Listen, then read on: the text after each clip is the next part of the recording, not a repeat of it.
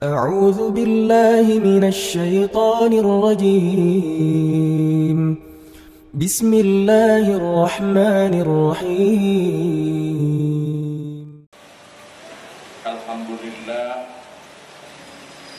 Alhamdulillahilladzi an'amana bi ni'matil iman wal islam wal ihsan wa faradallahu ta'ala alaina bis salati waz zakati wal haji was siyam.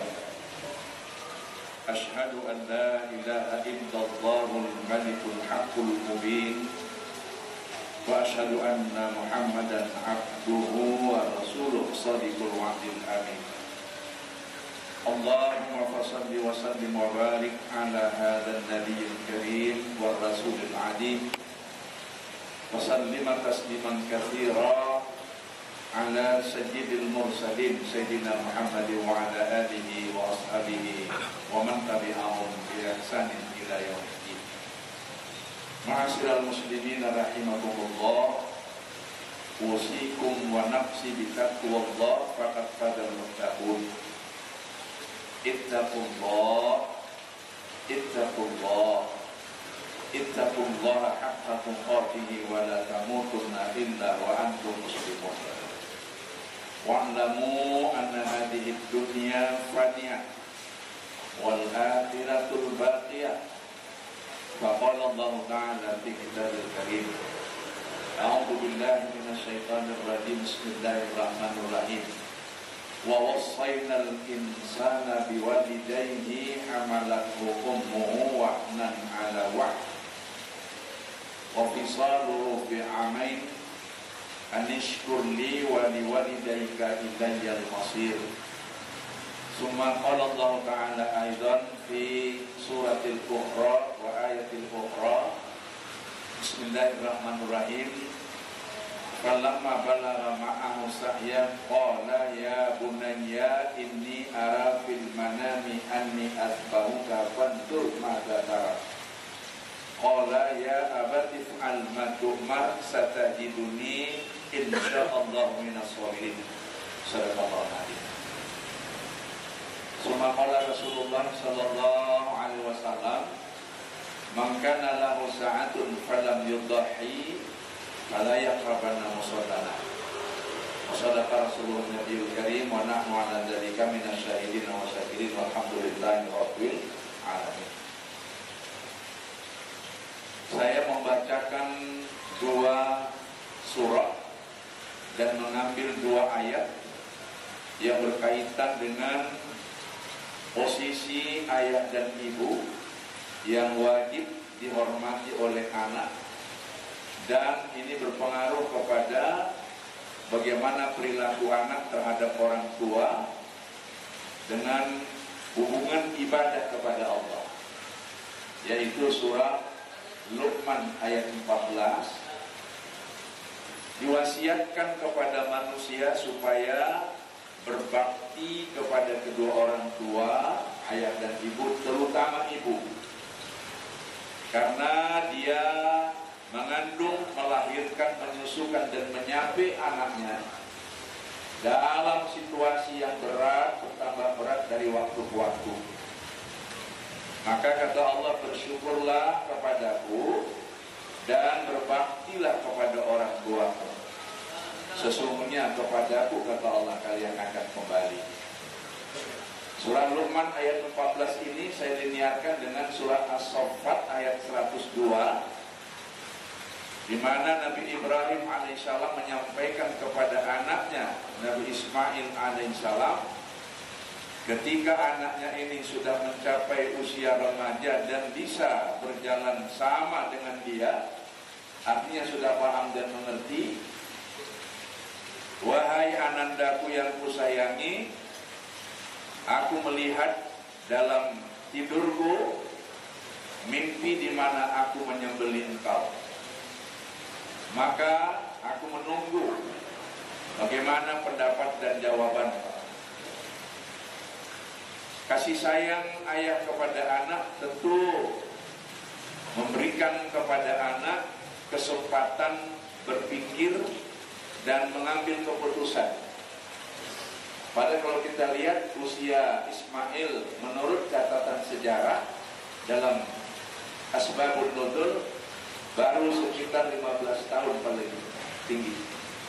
Namun jawabannya sangat menakjubkan. Ya abatis al-madumar satajiduni insyaallah minas sabirin. Ayah, laksanakan perintah Allah itu, yakni engkau wajib menyembelih saya untuk menjadi kurban. Insyaallah saya sabar menghadapinya.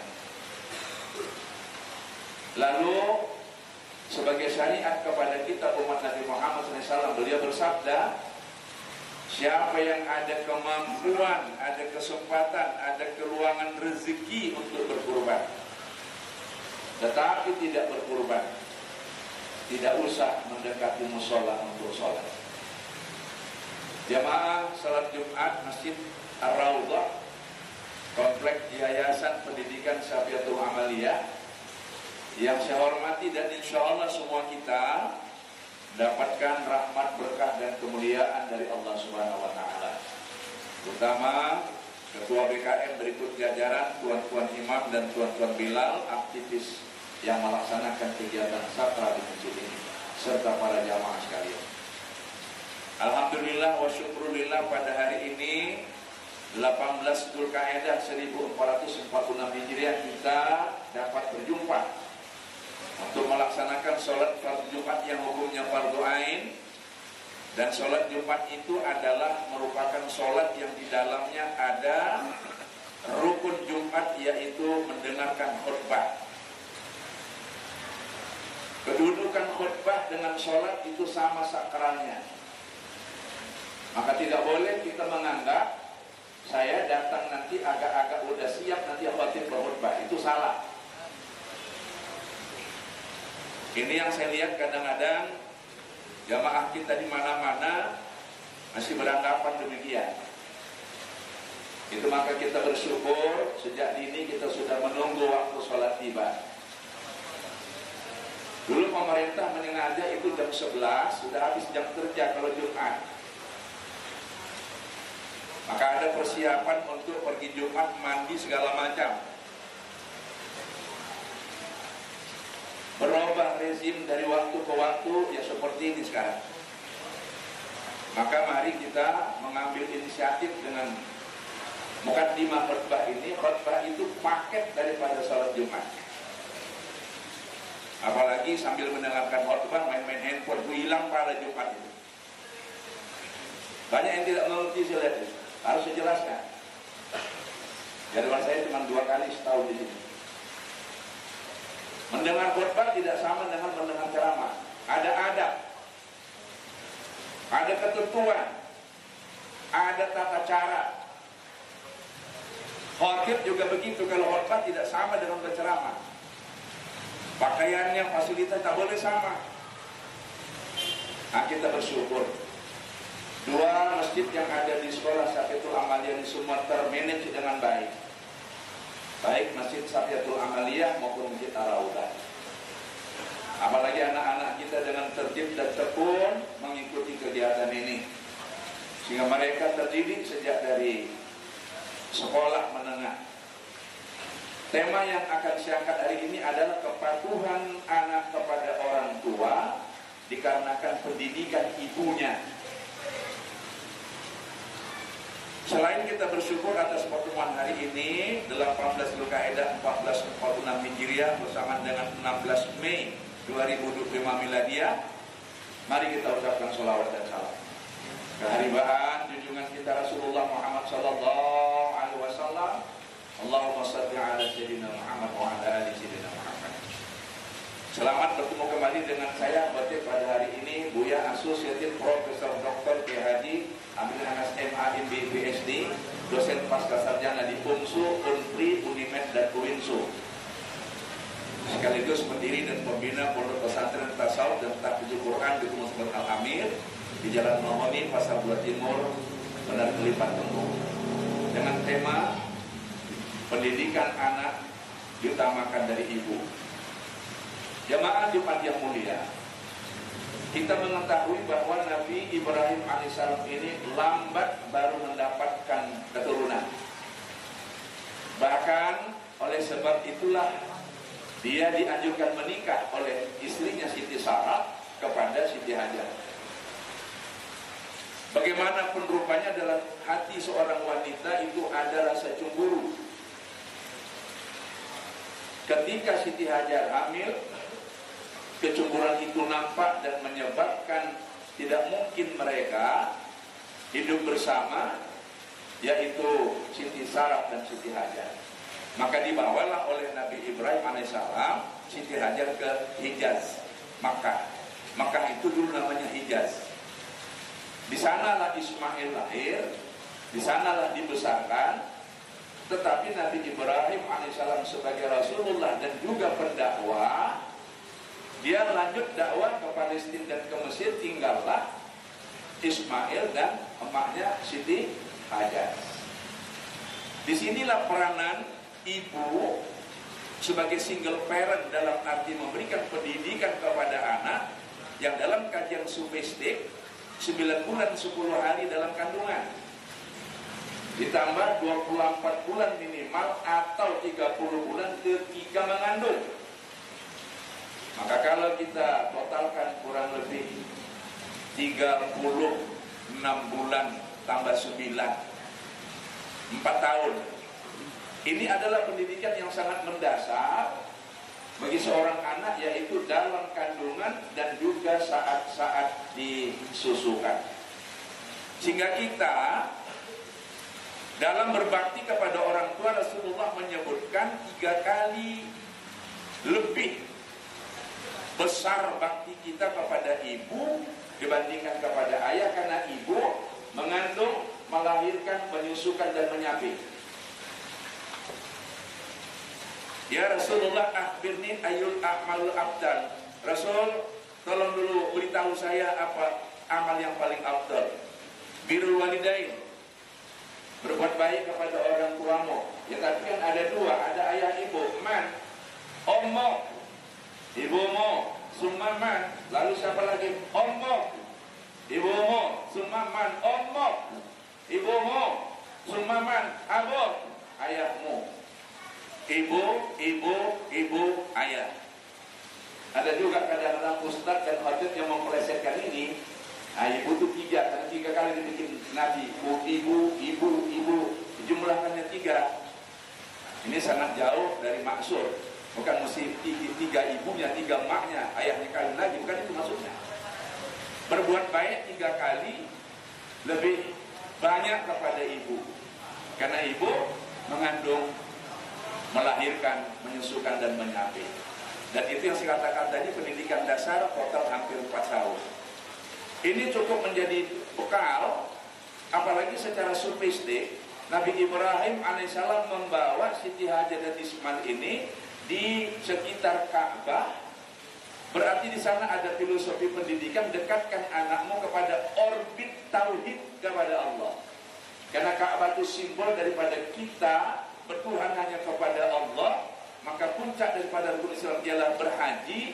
Haji itu rukunnya adalah termasuk tawaf. Itu bukan artinya kita menyembah Ka'bah, menyembah batu, bukan. Itu simbol kita hanya bertuhan kepada yang esa, yaitu la ilaha illallah, qul huwallahu ahad, Allahu samad, lam yalid wa lam yulad wa lam yakul lahu kufuwan ahad. Maka menjadi penting memberikan pendidikan tauhid kepada anak agar mereka tahu Tuhan itu Allah, la ilaha illallah. Mereka tahu beribadah kepada Allah dengan baik, perlu ada sarana pendidikan, yaitu masjid. Di YPSA ada 2 masjid, yaitu YPSA Masjid YPSA Syafiqul Amal dan masjid ini, dan perlu ada pembimbingan. Maka itu guru-guru membimbing dengan tertib anak-anak kita. Yang ketiga, emaknya yaitu Siti Hajar tidak pernah mengeluh dalam mendidik anak. Padahal suaminya meninggalkan beliau karena tugas dakwah. Jadi perlu kita beritahukan kepada istri kita jangan mengeluh mendidik anak, supaya tidak mengeluh. Sebagai suami, istri itu dimuliakan, disayangi, dilindungi. Kalau ada kebutuhannya berikan. Jangan sampai istri atas dasar kebutuhan-kebutuhannya mengemis-ngemis minta sama suami. Itu kata guru saya paling tidak boleh itu. Kalau sudah ada hak dia dan kewajiban kita berikan. Contoh, sambil kita bercanda, kalau sudah pakaian cantik, istri keliling-keliling dia 3 kali di samping kita, itu artinya dia meminta sesuatu. Apa? Kasihkanlah, mungkin ongkos dia mau bepergian mengaji. Jangan malah istri itu meminta sampai kadang-kadang kayak pengemis. Kenapa? Dia melahirkan, dia mengandung, dia melahirkan, dia menyusui, dan sebagainya. Kesimpulannya, jangan buat istri mengeluh karena sudah berat tugas tanggung jawab dia sebagai seorang ibu. Yang keempat, doa ibu itu sangat mustajab. Walaupun doa ayah juga mustajab. Maka kepada anak-anakku yang ikut sholat hari ini, patuhi ayahmu dan patuhi serta sayangi ibumu. Doa ibu itu tidak ada hijab. Allah kabulkan sebagaimana murkanya ibu juga demikian. Maka dengan menyongsong hari raya Idul Adha 6 Juni yang akan datang, kita ambil momen mendengarkan khotbah ini untuk menyadari bahwa pendidikan pertama itu adalah di rumah tangga.